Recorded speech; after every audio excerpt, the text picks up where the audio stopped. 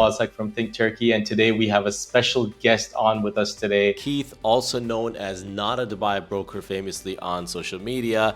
And Keith is no stranger to investments in Dubai. With 5 of his own investment properties, he also advises on how to invest using specific tools and resources which he has developed through his experience, and we'll cover that. And the best part is he does all this without actually being a broker himself, but more of an impartial consultant. Now let's dive into the interview and learn more about how to make smarter real estate investments in Dubai from the man himself, Not a Dubai Broker. What would you say are some of the most common misconceptions that buyers or investors have about the market? I think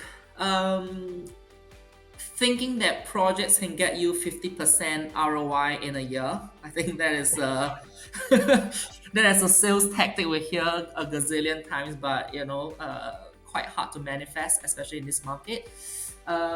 Thinking that the Dubai real estate investment is a short-term flip game, that is also very common. Also, I think for people who are not so accustomed to what Dubai is and how he has developed, how the city has developed over the last 5 to 10 years, that the real estate industry here is not very regulated. But actually, I'm pretty impressed because it actually is way more regulated than a lot of metropolitans around the world. So I think these are the three biggest misconceptions from an investor perspective, both within Dubai and outside of Dubai. No, that's for sure. I totally get that because you're right. A lot of advertising, and not just, I think it's in every market that you see all these like very inflated numbers. So Yeah. I like that, that you have really kind of taken away that myth and really brought to light as to what the real numbers look like. And yeah, and I've seen you do that on your page as well, which is very useful. So my next question is that how do you see the future of Dubai? Like, how do you see it? How, first of all, let's also talk about a little bit about how it has evolved over the last few years, and then and then we could lead that into the trends that you see in the near future. What are your predictions? Yeah. So I think to caveat, I've been here for 4.5 years, actively just observing the industry more in the last 2 years. I don't profess to know as much as people who've been here since the 2000s. But I think the evolution really comes from how the industry has become a lot more resilient during the multiple crashes, 3, 4 times over the last 20 years.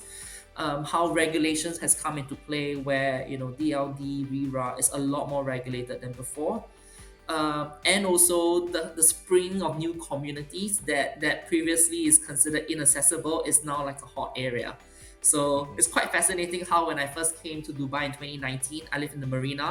JVC felt like a godforsaken place, and Budon was like, you might as well go to Abu Dhabi. But now JVC is like the heart of everything, and Budon, Arabian Ranches 1 and 2 are also considered like quite central or not considered far, right? So I think that's how the emerging communities has really sprung up over the years that previously was considered inaccessible.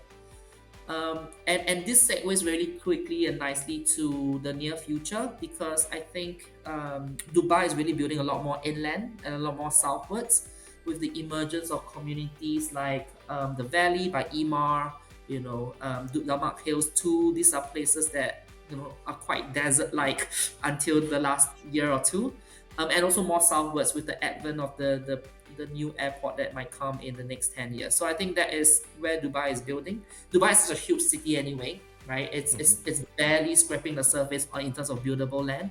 So let's see how that will develop. What else I can think of is this trends of correction. I think everyone says it like a buzzword, but no one really define what that means. I don't know myself. I don't have a crystal ball, so I don't know. Correction could be, instead of growing at 15%, 20% year on year, which we have seen the last 3 years, could stagnate to 5 to 7%, which is a healthier rate of growth. That could be a correction. A correction could be 15%? Has it been 15% the last 3 years? The growth. 15-20%. Yeah. Which is crazy. Wow. The prices. Wow, Which is that's crazy. incredible. Yeah. That's incredible. So- That's off plan, or is that for both ready It's a made and hybrid. off plan?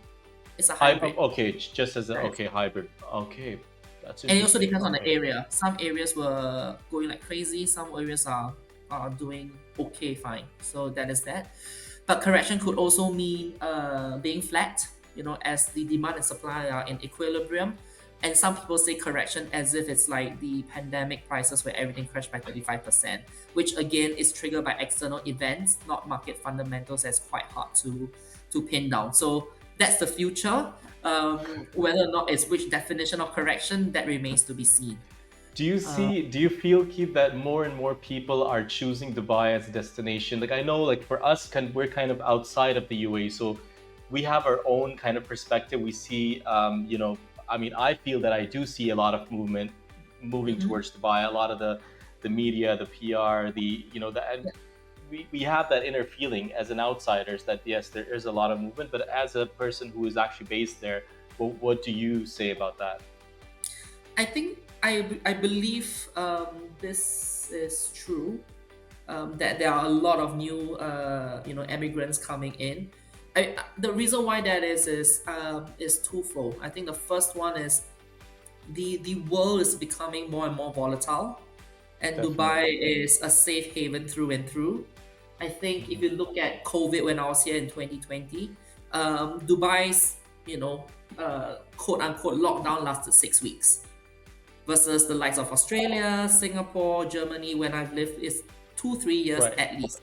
So that was Definitely. that, right? While Dubai was having World Expo in 2021, in Singapore when I visited home, people were still meant to be socially distancing. So it shows the resilience and how fast Dubai, is a very safe harbor for Definitely. global uncertainties. And I think with unrest around this region, Dubai is still seen as a good haven for multiple people. So this is the part where I think the influx does come in. I think the second part is the tax haven. Yes. Thing really Please helps a clarify lot, that. Yeah. right? Is that really a is it really a tax? Like, how is the tax situation now? I mean, we've heard tons of things, like tons of incentives, tax Yeah. incentives. Is it really in practice like that, or is there something to watch out for, would you say? I think it's a tax for personal tax is tax free. So that's amazing, which means any investments from a capital gain perspective or a rental yield perspective, they are not taxed. And I think the last part, if I may add, is the fact that Dubai is doing a great job at marketing itself as Hmm. being on the same rank or emerging to be on the same rank as London, New York, Paris, Hong Kong, and Singapore, especially in the last 2 3 years. For sure. So with this in mind, I think more people are aware of Dubai, and B, know people who are enjoying life in Dubai that they also want to take a punt and come over here. So I think these are the No, for reasons sure. why I feel like it is indeed true that the population, or at least people considering this move to this city, is actually well manifested. Great, great. Let's now talk about the factors now, a little bit more technical factors. Like I know this is your kind of area. What would you say are some of the key factors to consider that when you're evaluating a property, Yep. whether it's a good investment, whether this is a, not a very good play, it just looks like a, Yep. but it's not, it's a lemon at the end. So what are those factors, would you say? Sounds good.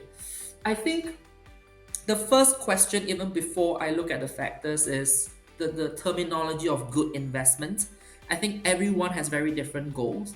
At the end of the day, investing is about how far can you stretch your own money, right? In line with your risk appetite. So you need to know that yourself as an investor before we discuss what is a good investment, because we can That's true. talk for hours, and and if you are a risk averse person that don't want to buy anything that you don't know, at the end there's no property in Dubai or in the world that will fit your criteria. So I think defining what a good investment is for yourself as an individual is paramount before we even talk about projects. And I think that's what a lot of people don't do, because the marketing spiel, the Instagram stories you see, they don't ask you what is your investment objective. They just throw a property that looks nice at you and hope that you Right. buy it. So And step one. so, and Yeah, sometimes even clients, they just say recommend me something, like without giving any information as to what their goals are, what good, precisely. like you said, what is a good investment. So I mean, I think that's a very great way to start. Great. Correct. Even Chat GPT can save you if you don't know what you want. Very So good. that is that. Then we go to assuming you know what you want and you have a good sense of your objective, be it capital gain, be it immediate rental yield, be it as an end user. Then you go to looking at the HO factors of developer, location, and then price point. I think these are the three things I go for. And to kind of elaborate a little bit, developer is really about track record. So has this developer delivered anything in Dubai, outside of Dubai? Are they working with good engineering consultants, architects, so on and so forth? Doing a good Google review of the existing tenants. What do they say? What are the reviews about? So these are things that is an important consideration. Why? Because then it really helps you think of is the likelihood of it being a risk high or low? Is the likelihood of you being able to resell it if you want to high or low? So I think that's why developer is super important. Then the second part, feel free to interrupt me by the way, but the second part on location is important because you need to not just know the now, but you need to know the future, right? So I don't know how much you know about Dubai micro areas or these communities. Just because the location is doing well now, may doesn't mean that it will do well in future. So JVC is my favorite example, right? It's doing super well now because it is a concentration of people that live their first year in the marina, you know, Right. partied enough, see the beach enough, but got too expensive, so they moved to a cheaper area, which is JVC. However, it's crazy when it comes to the number of tenants now, and it's getting very expensive as well. And traffic is also painful, which all of which are important considerations for rents. So with that in mind, now it's going well, but if it becomes too busy, too much traffic, that actually may stagnate the rentals for the future. And last but not least, remember that Dubai is super transparent about its governmental planning in 2030, 2040. There's a lot of public information out there on where the new metro stations could look like, so on and so forth. So looking at where the government invests in future will help you decide where to invest with them as well. So I think that one's super important. And last but not least is about the numbers. At the end of the day, you need to be able to afford it. If not, there's no returns to be get. The second part is it also needs to be competitive. Think about it this way: just because it's a good developer doesn't mean that they will price it well for you. They are also businesses to make their own money. So why would they leave money on the table for you as an investor to make money? So you really have to do your math properly to ensure that you as an investor is actually the one making the money, not the developer. For sure, that makes sense. Yeah, no, those are some very important factors. Keith, appreciate that for sharing those, and we'll definitely keep those in mind. And now, and I feel like Dubai market is a little bit different from other markets. Like for example, in Turkey, it's very hard to say like there's not a lot of very major developers. There's too many like mid-sized developers, there's small developers, and maybe a few major developers. And sometimes the lines are very blurry. But in Dubai, it's incredible that you have like mainly it's like 15, 10, 15, 20. Yeah. I'm not sure, but these are like the major developers, and you can kind of like pros, cons, depending on your interests, depending on your goals. You could kind of mix and match and find the right one. So that was very interesting. Now I want to jump into your actual tools that you're offering. For example, you offer spreadsheets, guides for deal analysis. What would you say are the top indicators or metrics that you recommend people to focus on? And you can just give a tease. Of course, I know that you do offer those on your page, and people can go check those out. Definitely, if viewers are interested, do go check them out, guys. Those are definitely very useful. Cool. Thanks for that. I think there's just two things, in my opinion, that is super important when people should, that people should focus on. I think the first one is just net ROI, or which is net return on investment, which means for every dirham you put in, how much are you getting back?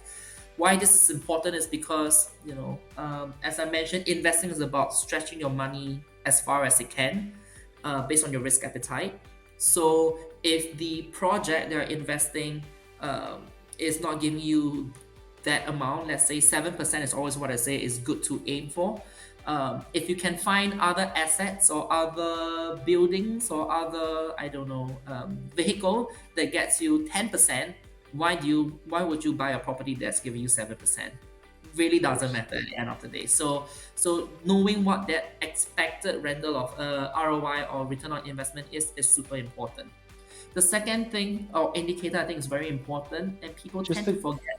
Yeah, tell me. just a quick question there. So you mentioned 7%. Would you say that that is like a minimum baseline, or is that sort of an average number, or is that just an example that you gave? Just curious I about that. think, of course, I use that number, as a kind of like an aspiration number to go for. I think in No. other cities it's a lot lower, but in Dubai it's possible. I think the average is around 5 to 7%, Nice. but 7% plus is it's just it is the creme de la creme basically. I mean you get 12% if you bought properties during COVID, but Oh, but that's that has long gone. passed. That's So bad. The ship has sailed. Yeah. And precisely. So this is net, or this is net, I'm guessing, not gross. Net. Okay. So net excluding service charges, your 4% DLD fees, and any management fees, if any. Gotcha. Perfect. Yep. That Sorry, is carry that. on. No, of course. Then the second part, which I think people tend to forget, is the payment plan. This is especially for off plan, Oh, because payment plan, I always the thing is, forget about ROI if you can't even afford the property in full, because you won't get the property, you won't get the keys. And uh, many people do get tripped up by marketing spiels like 1% only, or some sort of, oh, 35% now and you get X% or 65% at handover, things like that. At the end of the day, you still need to be able to pay the whole sum in order to get the keys. Bearing that, your right. property will get confiscated, you have to sell at a distressed amount, you're making losses. There's no net ROI to be talked about. And I think So people always. people are getting pumped up sometimes so much they just go in and think, oh, it's 1%, but it 1% adds up, and I think there's balloon payments too a The lot of times, balloon right? What do you payments call them? too. Balloon Correct. payments, right? Balloon payments. Correct. There's balloon Right. payments. There are also payments where it is construction linked. So you pay 10% when it's 30% completed, 50% completed, which is good because it's how the developer syncs up with how they access money from the escrow account. But it also means it's not very predictable for you. Right. In a Of world course. where you don't manage your own finances properly, if a property developer is 2 months ahead in advance and you don't have the money because you thought you need to pay in 2 months later, these kind of factors do come into play as well. So you really, it's so crucial to know your own personal finance and what the payment plan is and make them come together to make sure that you can really afford it when the time comes. Super Right, right, important. right. Have you had any experience with clients or like with investors or perhaps like people that you advise that have made mistakes like that, or and maybe you have guided them, and can you share maybe a Yeah, one example of that, just so that we can learn and the viewers can hear that? yeah. I think mostly yes. I will say the types of people whom I consult, at the end of the call, two things can happen. It's either you feel more confident about getting into the market, or we come to the conclusion that you are not ready for investing Of because course. you don't have enough money, or you don't know your Right. personal finance enough, which I think is actually super important because we're talking Of about course. people's life savings and hard-earned money Right. here. I think when the templates that I share tends to be really, really easy and very customizable to populate. And thankfully, if you get the brochure from most developers, they articulate quite clearly what the expectations or the payment plan is. Just plug in the numbers and it would spit it out very clearly. So thankfully, I have not had a situation where someone whom I spoke to has had that liquidity stress because of a missed payment. Of course. Okay, That's, great, great. that's what we never had. That's Yeah, I it's like how very you stressful. said that that that initial conversation where it leads to finding out that the person is not ready, whether it be because of their finances or whatever it may be. Maybe it's they're just not ready at this time because of other situations in their life, and you kind of help them to realize that. I think that's very important, because a lot of times we do get kind of, just kind of really pumped up and get excited, but it may not be at the right time. So I think it's a great investment to just kind of have a consultation, Correct. and just figure out where you are, and then that could Yeah, save you hundreds of thousands in the long run. So I think 100%. that's great. Now, my next question was about the consultation process, and we kind of got Yeah. into that. Um, Mhm. Maybe if you would like to add anything else, what does that kind of go look like, and what does it involve? Anything else you would like to add? Yeah, I think before the consultation is one of many offerings on my store. I think it is so what I offer, just to take one step back, is a spectrum of tools and resources available. If you are already quite savvy and understand the Dubai market, real estate market well, the template should do just fine. It tells you what websites you can access for free, where to plug in the numbers, and then and then your calculation comes out. If you need if you are lazier, you just want someone to tell you to buy or not to buy this off-plan project, I do PDF reports as well, where I do the analysis for you at a higher price, but it exists, and it has a very crisp one pager. I can send it to you offline, where it's just say buy, and then like why, what are the reasons, what are the concerns, and what are expected Nice. price. It's an executive summary, basically. And then the final offering is the consultation, is where you really don't know where to start, where numbers do not make sense for you, where you don't even know whether you want to invest. That's where the consultation comes in. So I think these are the three different offerings that I do. In terms of the exact consultation piece, I think um, what I tend to do for now is as follow, which is I have a document with the person that's asking for the consultations, where I ask a few questions beforehand so that I can do some thinking about it. I would also share, all the resources that I use for myself as an investor, so that I give an overview of how to use them. These are important tools at their disposal, and I also give an overview of the communities of Dubai, and also the developers based on what I hear from my network. As I said, I'm very interested in the industry, but I don't know everything, so I'm continuously learning. And I think this is where I just share my what I've learned so far to someone who is looking for it. And last but not least, I also give for now my template for free if you buy a consultation, just because I think that it's a good freebie to add on. That's great. That's great. I mean, thank you so much, Keith. Those are some great offerings, and I've actually seen those templates in work. I believe that they're very useful, and if somebody is considering that, they should definitely check those out. And I believe before we go, I do want to ask you one: if you were to give one piece of advice, as a single piece of advice for anyone who is just fresh, who doesn't know too much about Dubai, they're somewhere abroad, and Yeah. they want to invest in Dubai from an investment point of view, or perhaps they're looking to move further down the line, maybe a few years later, but initially looking to invest, what would that Mhm. be? What would that look like? Um, I would give two advice. I think the first one is ask yourself why. Do you want to invest in real estate, let alone Dubai? Without knowing the answer is difficult. Once you know that answer and why, contact me. It will be easier to as a impartial uh, segue, because we will not be talking projects. We'll be talking about getting you up to speed. Years of or months of knowledge into a very crisp session. Sorry. And the second piece of advice is do not invest with emotions. I think emotions is the worst variable in investing. Be it FOMO, because just your mate in the UK bought something in Dubai doesn't mean you have to. Investment could be pride, just because it's the pound or marina doesn't mean it's a good ROI. Silicon Oasis could be sexy too. And I think it's always goes down to numbers. So that's my two piece of advice to prospective investors. Great, great. Thank you so much for really joining us today on this call. And thank you for sharing so much pieces of knowledge. And again, guys, thank you for listening. And it's been a great conversation with Keith, not a broker. Remember, check out his page.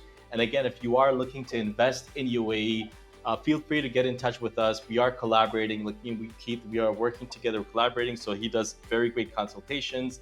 And then for real estate, actual the work that, if you need to close on a property, we can work together and figure out what you're looking for, and eventually get the property of your dreams, or the investment with the highest potential. And as Keith mentioned, we're going to keep emotions out of it. We're looking at logical numbers, decisions, into getting you the best deal. Thank you very Sounds good. much. Thanks for having me. Have a good one. Thank you. Thank you. Thank you so much.